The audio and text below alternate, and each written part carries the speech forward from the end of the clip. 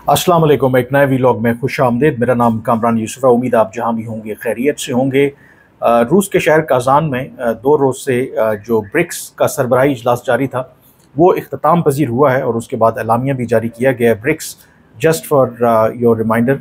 एक ऐसी तंजीम जो 2006 में जिसकी बुनियाद रखी गई। पहले 4 ममालिक थे, ब्राज़ील, रूस, इंडिया और चाइना। उसके बाद फिर साउथ अफ्रीका उसमें शामिल हुआ और हाल ही में हमने देखा कि मज़ीद जो 5 ममालिक हैं इसमें शामिल हुए, तो अब उसे आप ब्रिक्स प्लस भी कह सकते हैं। जो बुनियादी अगर आप कॉम्पोजिशन भी देखें ब्रिक्स की, तो ये तरक्की पजीर ममालिक आपको नज़र आते हैं। ये वो ममालिक हैं जिनका वर्ल्ड व्यू वो बेशक जियो स्ट्रेटिजिक या जियो पोलिटिकल इशूज़ हों या जियो इकनॉमिक्स इशूज़ हों, वो मगरिब या जो अमेरिका से आपको मुख्तलिफ नज़र आता है। और जब इस तंजीम की बुनियाद भी रखी गई थी तो इसका मकसद भी यही था कि जो G7 या G20 इस तरह के इनिशिएटिव जो मगरिब की तरफ से स्टार्ट किए गए थे और जो इस वक्त इंटरनेशनल ग्लोबल या फाइनेंशियल ऑर्डर है, उसको जो समझते हैं कि ये ममालिक इतना जस्ट नहीं है, जहाँ पर तरक्की पजीर जो ममालिक हैं या तीसरी दुनिया के जो ममालिक हैं उनको शायद इतना इंसाफ नहीं मिलता या उनके लिए इतना फ़ायदा मंद नहीं है। तो इन ममालिक का बुनियादी जो मकसद था ब्रिक्स जैसे फोरम को खड़ा करने का, कि वो काउंटर करें एक जो निज़ाम है इस वक्त जिसको अमेरिका डोमिनेट करता है। और अब तवातुर से इसके इजलास होते हैं और इसकी अहमियत और भी बढ़ गई है, क्योंकि जब 2006 में इसका आगाज़ हुआ था तो उस वक्त रूस भी स्ट्रगल कर रहा था, चीन स्टिल स्ट्रगलिंग इकॉनमी था। लेकिन आज अगर आप देखें तो रूस अपने आप को रिवाइव कर चुका है। चीन जो है दुनिया की दूसरी बड़ी मईशत है और जो जितने भी एस्टिमेट्स हैं वो यही सजेस्ट कर रहे हैं कि वो वक्त दूर नहीं है कि जब चीन टेक ओवर कर लेगा एज़ नंबर 1 इकॉनमी, यानी कि अमेरिका को भी पीछे छोड़ जाएगा। तो इसलिए इस ब्रिक्स फोरम की अब बहुत ज़्यादा अहमियत है और जब इनके एलामिया भी जारी होते हैं तो उस पर बड़ी नज़र रखने की ज़रूरत है। तो जो एलामिया जारी हुआ है उसमें जो इस वक्त दुनिया में मुख्तलिफ तनाज़ात चल रहे हैं उसके ऊपर डिस्कशन की गई है। उसके अलावा जो जैसे मैं जिक्र कर रहा था इंटरनेशनल जो फाइनेंशियल जो ऑर्डर है उसके ऊपर तस्करा किया, तो वन बाय वन उस पर बात करते हैं। जो इम्पॉर्टेंट टेक अवेज़ हैं जो एलामिया जारी हुआ है, इसमें ब्रिक्स के ममालिक ने तमाम ने इस बात पर जोर दिया है कि जो यूएन का चार्टर है उसको इम्प्लीमेंट करना चाहिए जहाँ तक ममालिक के दरमियान ताल्लुकात हों या तनाज़ात हों। और उसके अलावा उन्होंने ये कहा कि जो कुछ ममालिक की तरफ से ये प्रपोजल्स भी सामने आए हैं कि मफाहमत और जो मुख्तलिफ ममालिक के गुड ऑफिसेज़ हैं उसको इस्तेमाल करके जितने भी तनाज़ात हैं उनको अच्छे तरीके से हल करना चाहिए। इंटरेस्टिंगली ऑफ कोर्स आपको पता है कि जो चीन और इवन भारत हैं, जब रूस और यूक्रेन तनाज़े की बात करें तो वो मीडिएशन की भी बात करते हैं, वो हल करने के इशू की बात करते हैं। फिर इस वक्त जो मिडल ईस्ट के अंदर जो कुछ हो रहा है, जिस तरह की बर्बरियत है और एक आपको क्लियर बायस नज़र आता है। अगर आप मगरिब की बात करें, वो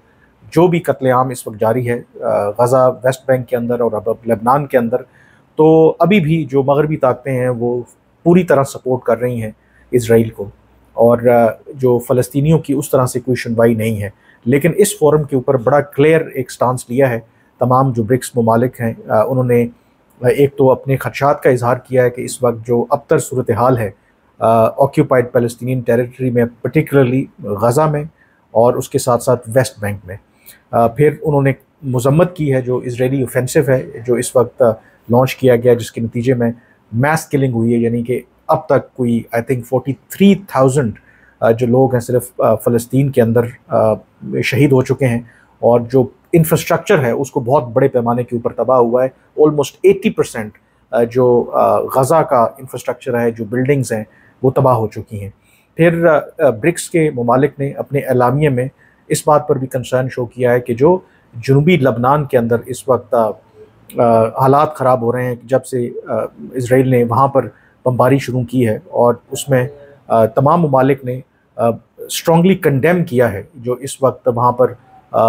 इंसानी जानों का ज़िया हो रहा है, वहाँ पर जो इंफ्रास्ट्रक्चर को डैमेज हो रहा है, जो इसराइल वहाँ पर अटैक कर रहा है। और इस तरह मुतालबा किया है इन तमाम ममालिक ने कि फ़ौरी तौर पर जो इसराइल है वो इन हमलों को रोके।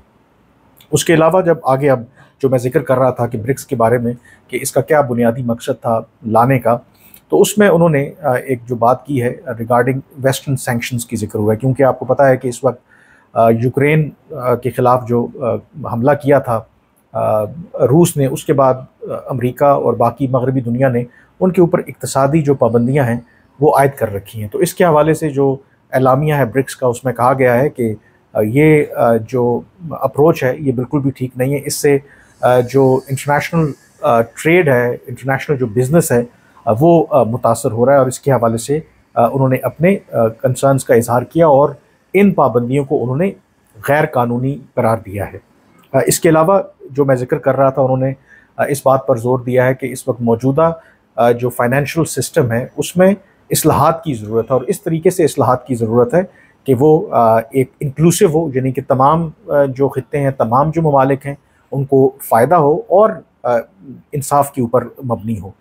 फिर रूस ने यहाँ पर एक प्रपोज़ल दिया जिसको तमाम जो मेंबर ममालिक हैं उन्होंने वेलकम किया है। रूस का प्रपोज़ल क्या है? रूस ने कहा है कि एक ऐसा प्लेटफॉर्म होना चाहिए जो ब्रिक्स के कंट्रीज़ हैं कि जहाँ पर वो अजनास को आपस में ट्रेड कर सकें, यानी कि बार्टर कर सकें। आपके पास अगर गंदम है तो उसके आपको गंदम जो ख़रीदने वाला है उस मुल्क से आप उसको गंदम दें, और अगर आपको चावल चाहिए तो उसके बदले आप चावल दे दें। तो इसलिए इसमें उन्होंने ज़राअत के सेक्टर में इस प्रपोज़ल को वेलकम किया है कि एक ग्रेन कमोडिटीज़ की जो ट्रेडिंग प्लेटफॉर्म है उसे इस्टेब्लिश करना चाहिए। और क्योंकि ये भी एक कोशिश है कि अगर आपके ऊपर पाबंदियां हैं, और पाबंदियां जब होती हैं तो आप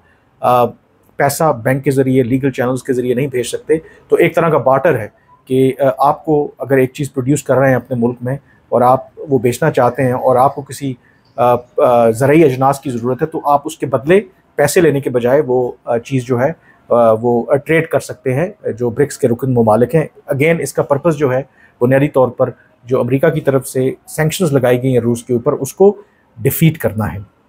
फिर इस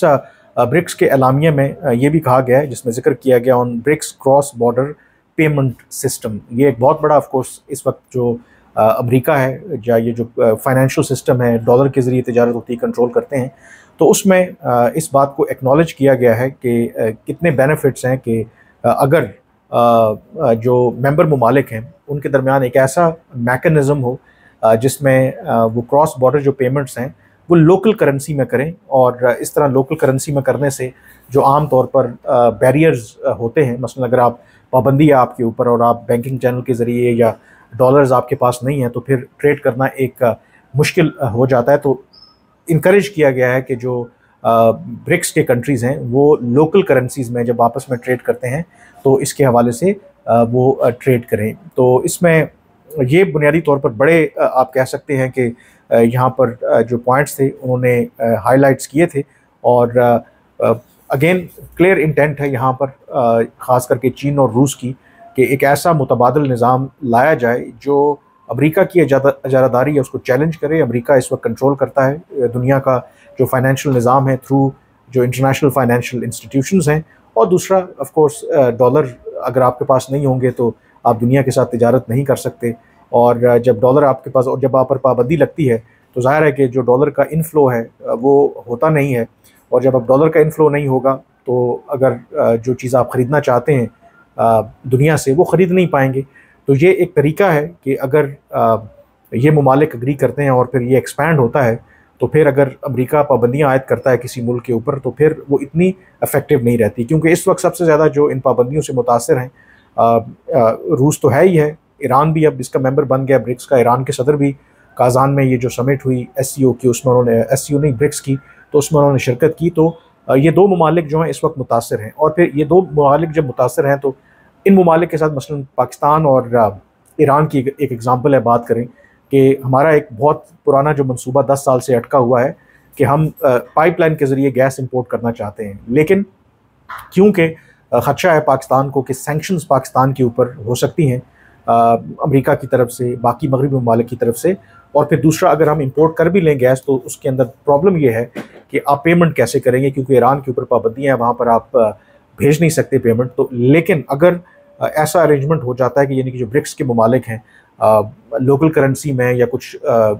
युआन में या रुबेल जो रूस की करेंसी है या मुतबादिल वो ढूंढ लेते हैं, तो फिर जो पर्पज़ है अमरीकी सैंक्शंस का वो डिफीट हो जाता है। और यहाँ पर स्लोली एंड ग्रेजुअली जो रूस और चीन है वो उस तरफ पुश करने की कोशिश कर रहे हैं। हालांकि पब्लिकली अगर आप देखें तो वो ये नहीं कहते, वो ये कहते हैं कि ये जो ब्रिक्स का फोरम है इसका हरगिज़ मकसद मौजूदा जो फाइनेंशियल निज़ाम है उसको चैलेंज करना नहीं है, ये कोई एक नेटो को काउंटर करने का भी अलायंस नहीं है। लेकिन fact of the matter is कि जो इस वक्त इंटरनेशनल पावर प्ले चल रही है, जो पॉलिटिक्स हो रही है, उसमें क्लियरली दुनिया जो है आपको अब दो हिस्सों में बटी नज़र आती है। एक तरफ अमेरिका है, उनके इत्तेहादी हैं, दूसरी तरफ चीन है, रूस है और बाकी ममालिक हैं